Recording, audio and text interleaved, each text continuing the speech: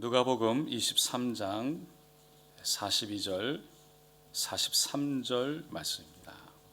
이르되 예수여 당신의 나라에 임하실 때에 나를 기억하소서 하니 예수께서 이르시되 내가 진실로 내게 이르노니 오늘 내가 나와 함께 낙원에 있으리라 하시니라. 아멘. 우리가 오늘 보게 되는 십자가는 예수님이 십자가에 달리셨을 때 예수님과 함께 못 박혀서 좌우로 달렸다가 구원받은 강도의 입장에서 본 십자가입니다. 예수님이 십자가에 달렸을 때 좌편에 우편에 한 명씩 강도가 달렸죠. 그 중에 한 강도는 예수를 향해서 끝까지 욕하고 부인하고 저주했지만, 다른 한 강도는 당신의 나라에 임하실 때 나를 기억해 달라고 고백했다가 구원받게 됩니다. 예수님께서 오늘 너가 나와 함께 낙원에 있으리라, 구원의 선물을 받게 된 거죠. 그것은 은혜였습니다. 자신은 아무것도 하지 않았어요. 엄청난 죄를 지었고 세상 사람들이 봤을 때도 십자가에 달려야 당연한 그런 죄인인데도 불구하고 예수님이 너가 나와 함께 낙원에 있을 것이다, 구원을 받은 거죠.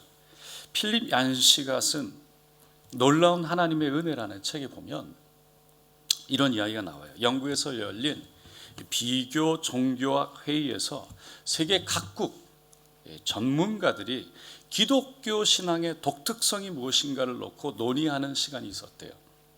그들이 기독교가 다른 종교와 다른 그 특별한 것이 무엇인가, 근본적인 이유가 어디에 있는가를 논의하기 위해서 모인 거예요. 그래서 누군가가 기독교의 독특성, 특별한 부분은 성육신에 있다. 그러자 다른 종교에도 신이 인간으로 찾아온, 신이 인간이 된 그런 종교가 있다, 내용이 있다 라고 얘기하는 겁니다. 어떤 사람이 일어나서 그 부활이다, 죽은 사람이 부활한 종교는 기독교밖에 없다라고 했지만, 어떤 사람이 다른 종교에도 죽었던 사람이 살아난 경우들이 많이 있다라고 얘기하는 겁니다. 토론이 길어지는 가운데 C.S. 루이스가 방을 잘못 찾아와서 들어갔어요. 그랬더니 사람들이 서로 의논하고 토론하고 있는 겁니다. 토론 주제가 이 방은 무엇입니까? 라고 얘기를 했더니 기독교 중에 기독교만이 기여할 수 있는 바를 찾고 있다고. 그랬더니 C.S. 루이스가 하는 말이 그거야 쉽지 않습니까? 은혜이지 않습니까? 라고 했답니다. 여러분, 기독교는요 철저하게 은혜의 종교, 은혜의 종교라고 그래서 좀 죄송하지만, 여러분, 기독교만이 갖고 있는 가장 어떻게 보면 독특한 부분이 뭐냐면 바로 이 은혜라는 거예요. 기독교는요 인간이 많은 종교가 아니죠. 만약 인간이 기독교를 만들었다면 어떤 행위를 해야, 어떤 행위를 통해서, 어떤 행위의 기준을 통해서 구원받을 수 있다, 구원의 기준을 그렇게 정했을 거예요. 그래야 메시지를 전달해도 전달되는 메시지가 쉽고 듣는 사람도 쉽게 이해하고 받아들일 수 있을 거예요. 그러면 사람들이 그걸 듣고 맞다 박수치고 환호했을 거예요. 가만히 생각해 보면요, 실제로 기독교를 제외한 세상의 모든 종교들은 어떻게 보면 다 행위, 인간의 행위에 근거해서 나름 그 구원의 교리를 정했어요. 이슬람도 그렇죠. 불교도 마찬가지입니다. 행위가 구원의 기준이라고 말해요. 그러나 기독교는 전적으로 완전히 타락된 인간, 죄인, 그 구원을 이루는 것은 인간이 아니라는 거예요. 인간이 기여해야 될 부분은 아무것도 없다는 말입니다. 구원받기 위해서는 오직 우리를 위해서 돌아가신 예수 그리스도의 피를 의지해야만 한다고 말하죠. 그래서 오로지 하나님의 은혜만을 말해요. 이것이 바로 기독교만이 갖고 있는 독특한 점이라는 거죠. 만약 인간이 천국에 들어가는데 조금이라도 기여하는 부분이 있다, 우리가 천국에 가는데 조금이라도 우리가 어떤 부분을 해야만 한다, 그렇다면 아마 천국에 가서도 우리 인간들은 교만할 것 같아요. 천국에 가서 서로 무엇하다 왔냐고, 그러면 자신의 무용담을 막 늘어놓으면서 막 잘난 체하고, 상대방을 내가 조금 더 해서 천국에 온 거라고 한 수 아래로 내려다 보면서 이렇게. 여러분 상상해 가세요. 천국 갔는데 서로 잘난 체하고 있는 거. 형씨 어디서 어떻게 하다 왔습니까? 제가 헌금을 좀 많이 해서, 제가 좀 교회를 많이 지어서, 제가 좀 태어날 때부터 한 번도 예배를 빠진 적이 없어서. 그러니까 모든 일들은 믿음의 열매로 일어나야 되는 당연한 것이지만 그 어느 것도 우리를 천국에 들어가게 할 수는 없다는 거죠. 여러분, 우리는 오직 십자가, 예수의 피만이 우리의 자랑되는 줄로 믿습니다. 어떤 사람이 죽어서 천국에 갔다는 거예요. 그런데 그 천국 앞에 베드로가 기다리고 있습니다. 천국 문에 들어가기 전에 베드로가 몇 가지 확인해야 될 게 있대요. 그러면서 질문을 하는 거예요. 천국을 들어가려면 100점을 맞아야 들어간다는 거예요. 그러면서 교회는 얼마나 어떻게 열심히 다녔냐고 묻는 거죠. 그 사람이 가만히 생각하더니 매주일 교회도 갔고 수요예배도 가끔 갔다고. 그러자 베드로가 2점 드리겠습니다. 이 사람이 너무 놀랐어요.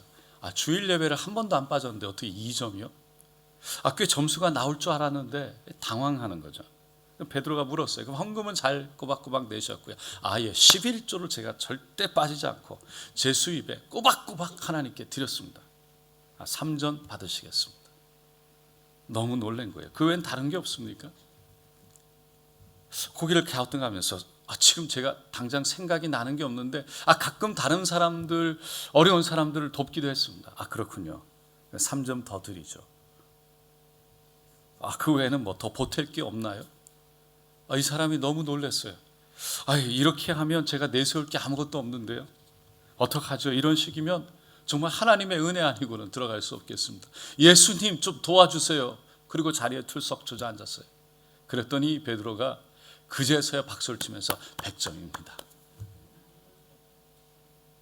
아무리 위대한 사람도, 아무리 훌륭한 사람도, 아무리 신앙생활을 열심히 해서 선행을 한 사람도 인간의 노력으로, 인간의 공로로는 천국에 들어갈 수가 없다는 거죠. 천국은 오직 하나님의 은혜, 예수의 피, 예수의 보혈로 들어가는 줄로 믿습니다.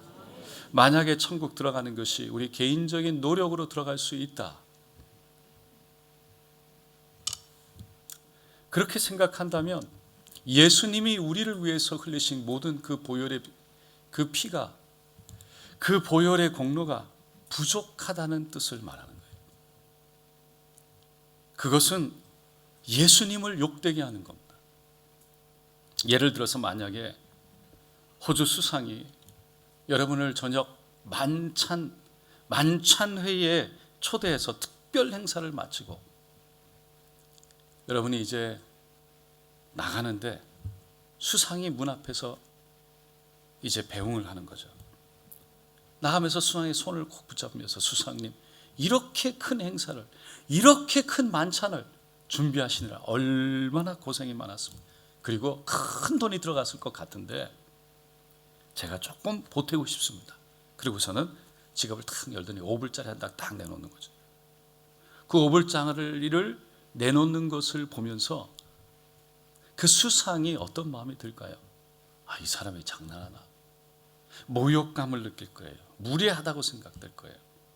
마찬가지로 하나님의 은혜를, 그 구원을, 그 가치를 비교할 수 없는 하나님의 아들을 내어드려서 십자가에 못 박아 죽여서 구원을 이뤘는데 다 표현할 수 없는 그 하나님의 은혜로 다 이루었는데 우리가 조금이라도 보태겠다고, 이거면 되겠냐고, 이거면 충분하냐고 우리의 행위를 내어놓고 하나님 앞에 이거 내가 좀 보태겠다고 한다면 하나님이 보면서 그 어떤 마음이 드시겠냐는 거죠. 하나님을 모욕하는 거예요. 예수님을 무례하게 모욕하는 거죠. 여러분, 우리가 할 수 있는 일은 없어요. 그저 하나님이 해놓으신 그 모든 은혜 가운데 그저 아멘 하고 받아들이는 거예요. 감사함으로 받아들이는 거예요. 그래서 하나님의 구원이 은혜인 이유가 뭐냐면 구원받을 자격이 없는 나를 하나님이 그 구원으로 초대하셨다는 거죠. 여러분, 호주 수상이 초청을 해서 만찬에 갔는데, 여러분들은 초청받을 자격이 있다고 하지만 길거리에 있는 어떤 노숙자가 초청받아서 그 만찬에 왔다면 여러분, 그거는 소주 수상의 엄청난 호의고 배려고 은혜일 거예요. 저는 아직도 노숙자가 수상이나 대통령의 만찬에 초대되어졌다라는 얘기를 들어본 적이 없어요. 그럼에도 불구하고 저 길거리에 하나님 앞에서 노숙자 같은 우리들을 하나님은 은혜로 불러주셨다는 거죠. 구약 성경에 보면 이런 은혜의 장면이 나와요. 다윗과 무비보셋의 이야기입니다. 무비보셋은 다윗을 그렇게 죽이려고 쫓아다녔던 사울 왕의 손자예요. 과거 왕정시대 때는요, 한번 권력을 잡으면 그렇게 그 대적하던 서로 상대 집안의 그 가족의 씨를 3대까지 멸절했다는 거예요. 후환을 없애려고. 그게 보통 있는 일이었어요. 그러니까 다윗이 왕이 된 후에 사울의 왕의 손자인 무비보셋을 죽이는 건 모든 사람이 봤을 때 당연한 일이었던 거예요. 그런데 다윗은 무비보셋의 아버지 요나단과의 우정을 생각했던 거죠. 그래서 할아버지 사울이 갖고 있던 그 왕의 모든 밭들을요 다 돌려주었어요. 그리고 다윗과 함께 식탁에서 밥을 먹을 수 있도록 했어요. 여러분, 무비보셋은요 절름발이었어요. 그 당시 풍습으로 그런 사람이 왕 앞에서 함께 식탁에서 밥을 먹는다? 이거는 상상할 수 없는 일이었어요. 그래서 무비보셋은 절대로 그런 대접, 왕의 자녀와 동일한 대접을 받을 수 있는 사람이 아니었어요. 자격이 없어요. 그럼에도 불구하고 다윗은 그 무비보셋을 자신의 식탁에 매일 초대했던 거죠. 이건 왕의 특별한 배려였고 은총이었어요. 은혜였어요. 그런데 여러분, 이 은혜가 진짜 우리에게 은혜가 되기 위해서는요, 믿음이 필요한 거예요. 분명히 무비보셋에게 이런 특별한 은혜가 주어졌어요. 특별한 은총이 주어졌어요. 왕의 식탁에 초대되었어요.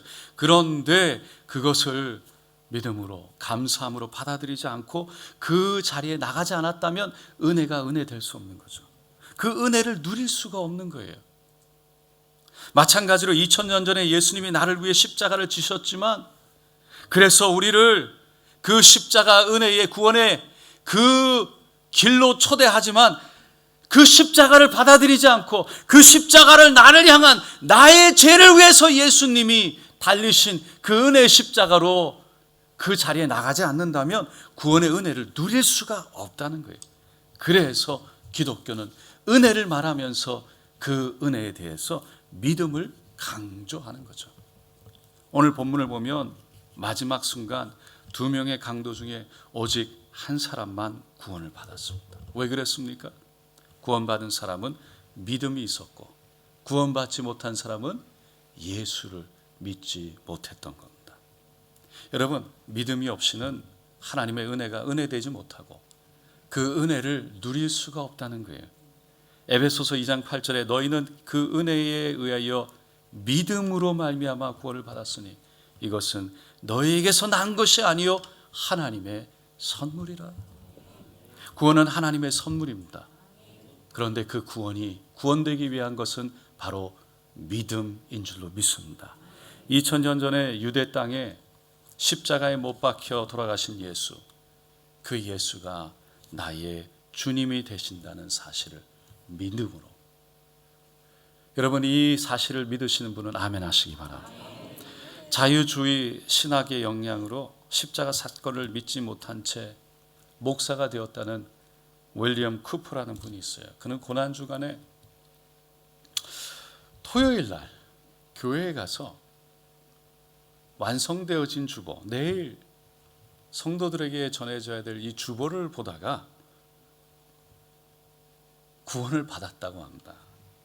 주일 설교 제목이 누가 예수를 죽였는가, 그리고 그 밑에 설교자 이름으로 윌리엄 쿠퍼 목사라고 적혀 있었어요.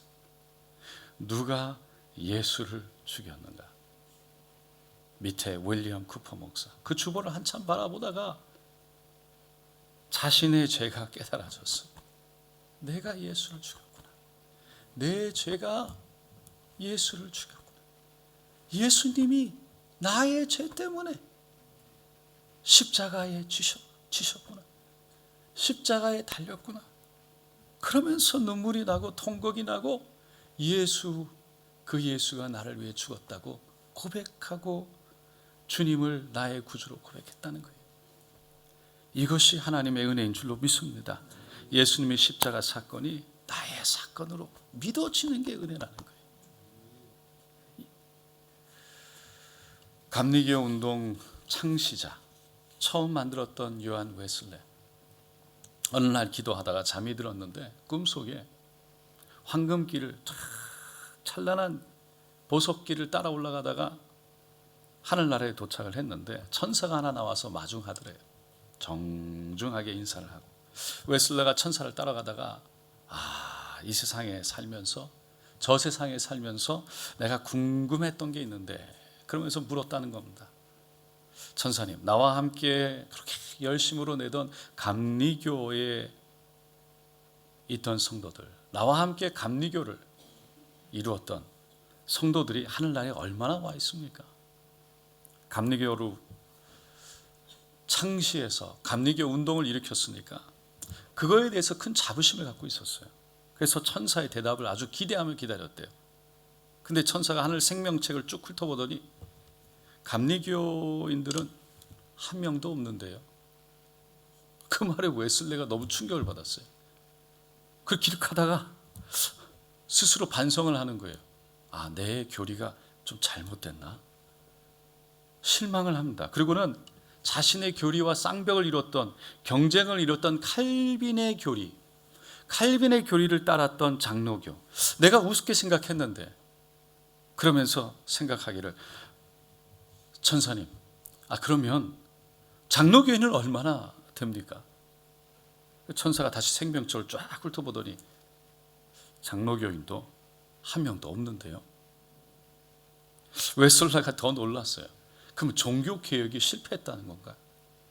너무 혼란스러웠어요. 그러면 이 하늘나라가 천주교인들로 가득 찬가? 그래서 하늘나라에는 그럼 모두 천주교인들밖에 없겠군요. 그렇게 물었답니다.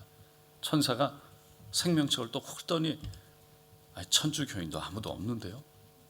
절망이 돼가지고, 그럼 신교, 구교, 교인이 없으면 누가 천국에 있다는 건가?